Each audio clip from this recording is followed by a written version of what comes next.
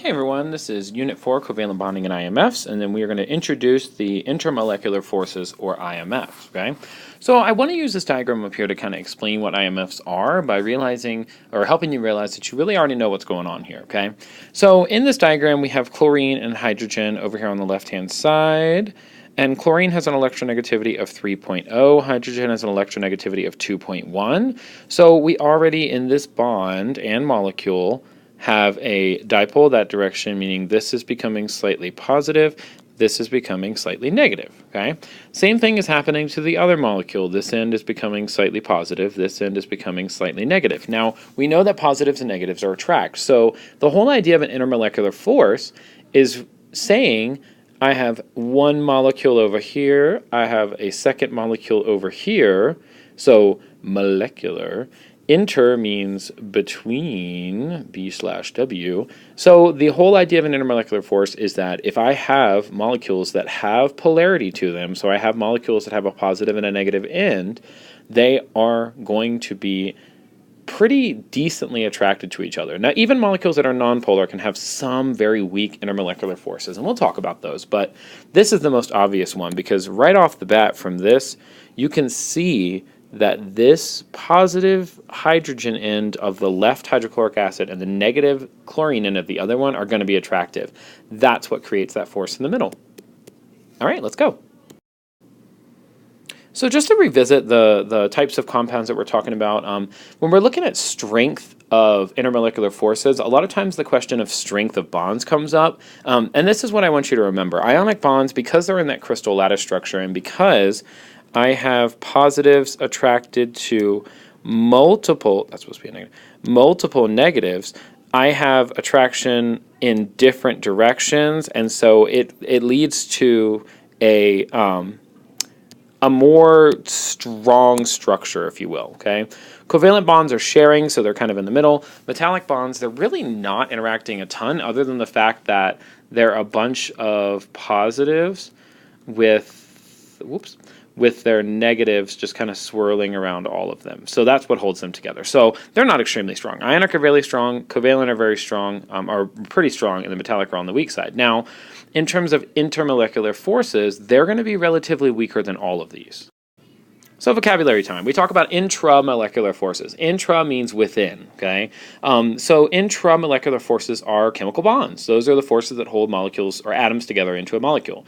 Intermolecular forces are going to be those forces caused by attraction primarily between positive and negatives within molecules. And that comes from the polarity of the overall molecule or the overall net dipole, okay? Now, like I said, we can have non-polar molecules that still have some IMFs, but the polar ones are the easiest to explain, and then we just kind of change it up and say, okay, these other ones do this thing too. So it's the attraction between the positive and negative ends of molecules to the other charged ends of other molecules. Those are the intermolecular forces. So looking at this diagram, we have our intramolecular force, aka our bonds. Here we have a bond between hydrogen and chlorine. Down here we have the bonds between oxygen and hydrogen. And then we have the intermolecular. So as the electronegativity differences occur, we end up with these partially charged ends of the molecules. That's going to attract to the opposite charge on the next molecule and so forth. Okay? Same thing happens down here. The positive hydrogen attracts to the negative oxygen of another molecule, and so they start to link together with what we call intermolecular forces or attraction.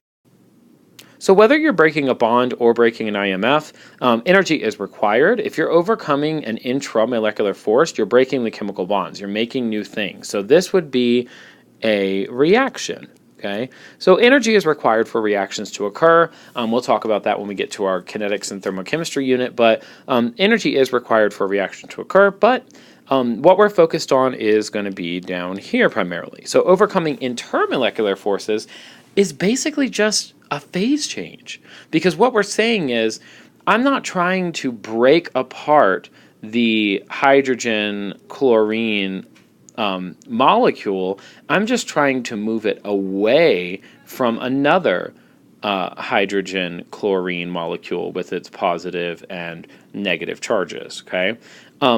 So that's what we're saying is we're really just trying to get these molecules to move away from each other. That's a phase change. Getting particles to move past each other and spread out is a phase change. So when you're overcoming intermolecular forces, that energy is evaporation or melting, okay? And so we're going to need to look at melting point, boiling point, etc. to actually measure what IMFs look like, and we'll be doing that in class. So just in review of that, melting point, or the melting from going from solid to a liquid, is melting. The melting is basically overcoming the IMFs. So in the solid, the IMFs are going to be very strong. When the energy is applied and they start to break, that's when you get it to move into a liquid, okay? So the stronger the IMF, the more energy it's going to take to separate. That means that if I have a substance that is a liquid and it has very high IMFs, okay, meaning very strong forces, and in class next time we're going to talk about the 3 different types and how some of them are stronger than others. If I have something that has really high intermolecular forces, and I try to apply energy to it, it's going to take a lot of energy to overcome that. Just like something that has a high ionization energy takes a lot of energy to ionize it. High intermolecular force means it takes a lot of energy to overcome it. So it's going to have to reach a higher temperature before it boils, so you're going to end up with that higher melting and boiling point. Surprisingly, that's it for our video tonight, all right? So what I want you to do is write down any questions you have. When we start class, you're going to be copying those onto a Post-it note if you have any and giving them to me so that I can answer them in class. All right, have a good one.